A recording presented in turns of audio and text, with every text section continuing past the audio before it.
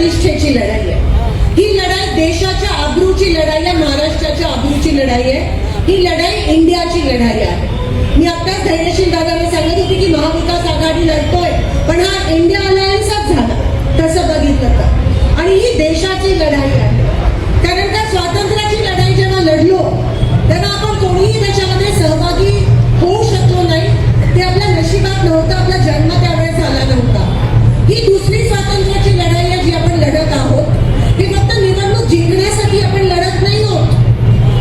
लोकशाही टिकवण्यासाठी, संविधान वाचवण्यासाठी, लोकतंत्राला मजबूत बनवण्यासाठी, गोरगरिबांना आवाज देण्यासाठी, बेरोजगारी दूर करण्यासाठी, महागाई कमी करण्यासाठी आपण ही लढाई लढत आहोत.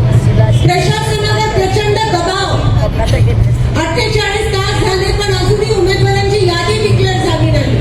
मी रिटर्निंग ऑफिसर जे कमिशनर आहेत त्यांना फोन केला, नाही आमचे अधिकारी नवीन आहेत, असं आहे, पहिल्यांदाच ही काय निवडणूक आपण पहिल्यांदा लढतोय का?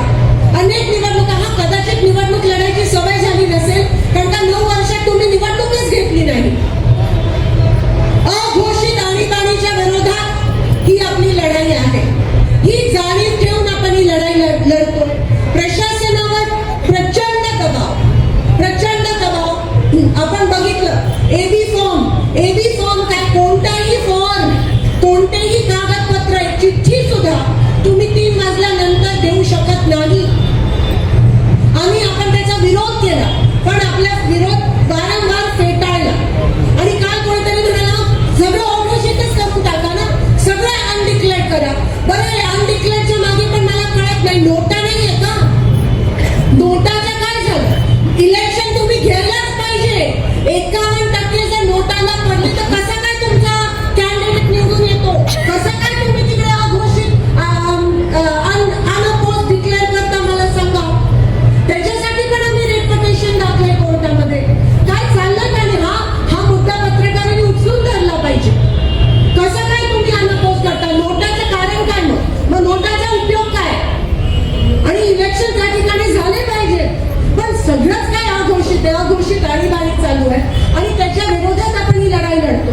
आज 9 वर्ष सोलापुरात महानगरपालिकेचे नगरसेवक नाही, जीबी झाला नाही म्हणून मनमानी कारभार आहे. तिकडे नियंत्रण ठेवायला कोणी नाही आहे. मुद्दामून केले कारण त्यांना टेंडर उचलायचे होते. जेव्हा जनरल बोर्ड असतो, जेव्हा नगरसेवक असते, मग ते कोणत्याही पक्षाचे असू दे, जेव्हा महापौर असतो तेव्हा वॉच राहतो, तेव्हा जनरल बोर्ड होतो. आता काही न करता फक्त पैसे कमवण्यासाठी, इलेक्शन लढण्यासाठी त्यांनी 9 वर्ष इलेक्शन घेतले नव्हते. हा खरा त्याच्या मागचं रहस्य आहे. आणि आता तर कहर पैसा मी समजू शकते, ईडी मी समजू शकते, चला ईव्हीएम, पण खून, तुम्ही 2 लोकांमध्ये निरागस जीवांमध्ये भांडणं लावता, कोणाच्या खांद्यावर कोणाचं ओझं, आणि फक्त बिनविरोध करण्यासाठी. हा भाजपचा खरा चेहरा आहे. जनतेचं काही देणं नाहीये. जनतेच्या सेवेसाठी भाजप कधीच तत्पर नव्हतं, पण फक्त सत्तेचा माज, पैशाचा माज, आणि त्याच्यासाठी आम्ही कोणत्याही स्तराला जाऊ हे भाजपने परवा सिद्ध केलं. खून करून, रक्ताचं राजकारण करून. हा खरा चेहरा आहे. हा एक्सपोज झाला पाहिजे. जनतेचं काही घेणं देणं नाहीये. अहो, जेव्हा परवा अतिवृष्टी झाली तेव्हा काँग्रेस आणि महाविकास आघाडीचे सगळे लोक माझी आजी नगरसेवक पण रस्त्यावर उतरलेले.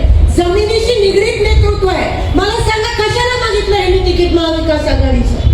कोणत्या? ना पैसे ना सत्ता. पण एक गोष्ट आहे, लोकांसाठी रात्रंदिवस एक करून लोकांसाठी काम करण्याची जिद्द माझ्या प्रत्येक महाविकास आघाडीच्या कार्यकर्त्यामध्ये आणि उमेदवारांमध्ये. हा फरक आहे भाजपमध्ये आणि आमच्यामध्ये. आम्ही लोकांसाठी मरतो. आम्ही रात्रंदिवस लोकांसाठी लढाई लढायला तयार आहोत. तुमच्यासाठी आम्ही इलेक्शन लढतोय, लोकांसाठी लढतोय आम्ही इलेक्शन, जनतेसाठी लढतोय. आणि म्हणून आम्हाला साथ द्या, हे आव्हान आज मी पत्रकारांच्या माध्यमातून लोकांना, सोलापूरच्या जनतेला करत आहे.